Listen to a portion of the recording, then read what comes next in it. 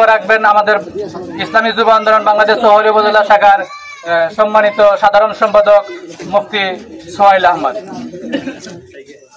আসসালামু আলাইকুম ওয়া রাহমাতুল্লাহি ওয়া বারাকাতুহু। আলহামদুলিল্লাহি ওয়া কাফা ওয়া সালামুন আলা ইবাদিহিল্লাযীনা ইসতাফা আম্মা বা'দ। আউযু বিল্লাহি মিনাশ শাইতানির রাজীম। বিসমিল্লাহির রহমানির রহিম। واعتصموا بحبل الله جميعا ولا تفرقوا. قال النبي صلى الله عليه وسلم الجهاد ماض إلى يوم القيامة. صدق الله مولانا العظيم. সর্বপ্রথম আপনাদের সকলকে ধন্যবাদ জানাই যারা নিজ ইচ্ছায় নিজ খরচে আমাদের এই ইসলামী আন্দোলন, যুব আন্দোলন, ছাত্র আন্দোলনের পক্ষ থেকে মোটরসাইকেল শোডাউনে অংশগ্রহণ করেছেন।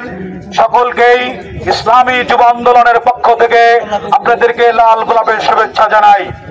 আপনারা আজকে যেভাবে মোটরসাইকেল র্যালিতে আপনারা অংশগ্রহণ করেছেন, এরপরে আমাদের নায়েবে পিশাব এবং পিশাব হুজুর যখনই যে অবস্থায় যে কোনো পরিস্থিতিতে আমাদেরকে ডাক দিবেন, ইনশাআল্লাহ আমরা সকলেই পিশাব এবং নায়েবে পিশাবের ডাকে সাড়া দিব তো ইনশাআল্লাহ।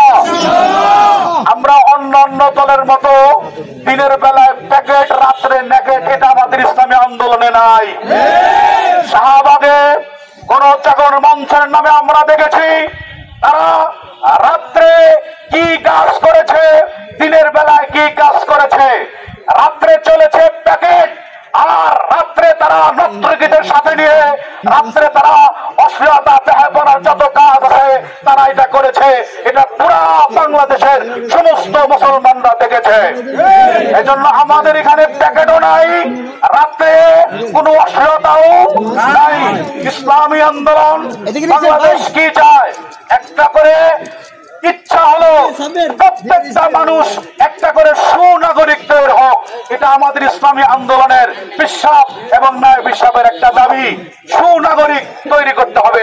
আল্লাহ আমাদের সকলকেই এই আন্দোলনে সারা জীবন অংশগ্রহণ করে তৌফিক থাকার তৌফিক দান করুক। সকলে বলি আমিন।